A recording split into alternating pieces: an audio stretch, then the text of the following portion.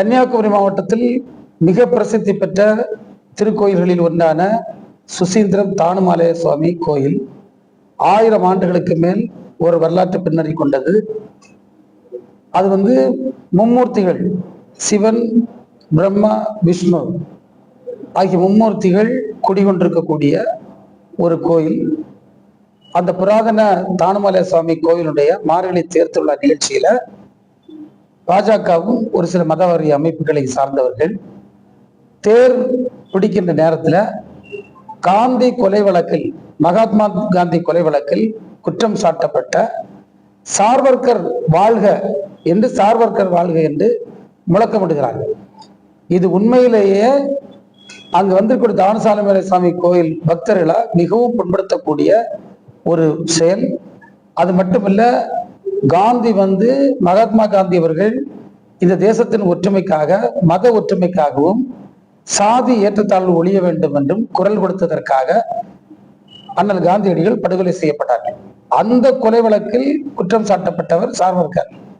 அவருக்கும் தானுமலை சாமி கோயிலுக்கும் என்ன சம்பந்தம் இருக்கு? அவர் ஒரு சாதாரண மனுஷன். இது ஒரு கோவில். இந்த கோவில்ல அந்த மார்கழி தேர் விழாவில் தேரெழுக்கும் போது அங்க சார்வர்கர் வாழ்க என்று முழக்கமிடுகிறாங்க. இது எதை காட்டுதுன்னா, பச்சையாக இன்றைக்கு பாஜகவும் மதவரி அமைப்புகளும் திருக்கோயில்களில் நுழைந்து அங்க இருக்கக்கூடிய மக்கள்கிட்ட தவறான கருத்துக்களை கொண்டு செல்லுகின்ற முயற்சியை மிக தெளிவாக காட்டுகிறது. இது வன்மையாக கண்டிக்கக்கூடியது, மிகுந்த வேதனை அளிக்கக்கூடிய ஒன்று. ஆயிரக்கணக்கான மக்களை நம்பி இல்ல, நீங்க இது கண்டிப்பாக நடவடிக்கை காவல்துறை பார்த்துக்கிடும், பொதுமக்கள் பார்க்கணும். என்னுடைய அன்பான வேண்டுகோள் இந்த மண் அதாவது யூனிட்டி இன் டைவர்சிட்டி, இதுதான் நம்முடைய பெருமை.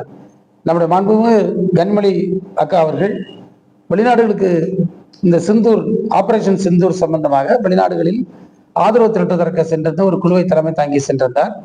அப்போது ஐரோப்பிய நாடுகளில் ஒன்றில் அவரிடத்தில் கேள்வி கேட்டார்கள், உங்க தேசத்தினுடைய மொழி என்ன?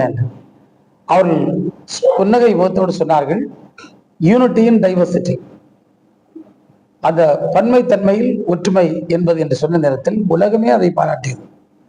அப்படிப்பட்ட ஒரு நாட்டில் இந்த தேசத்தின் சுதந்திரத்திற்காக போராடி, இந்த தேசத்தில் இருந்த சாதி கொடுமைகளை எதிர்த்து போராடி, இந்த தேசத்தில் சமய ஒற்றுமை வர வேண்டும் என்று போராடியவரை அதற்காக கொலை செய்த கும்பலில் அந்த கொலை குற்றவாளியாக குற்றம் சாட்டப்பட்டவரை பெயரை சொல்லி வாழ்க என்று தானுமாலய சாமி கோயிலுக்கு உள்ள இந்த பிஜேபியும் மதவரி கும்பலும் முழக்கமிடுகிறார்கள் சொன்னால், அவங்களுக்கு மதத்தை வச்சு அரசியல் செய்வதை தவிர வேற என்ன நோக்கம் இருக்கிறது என்பது மிக தெளிவாக இன்னைக்கு தெரிஞ்சிருக்கு.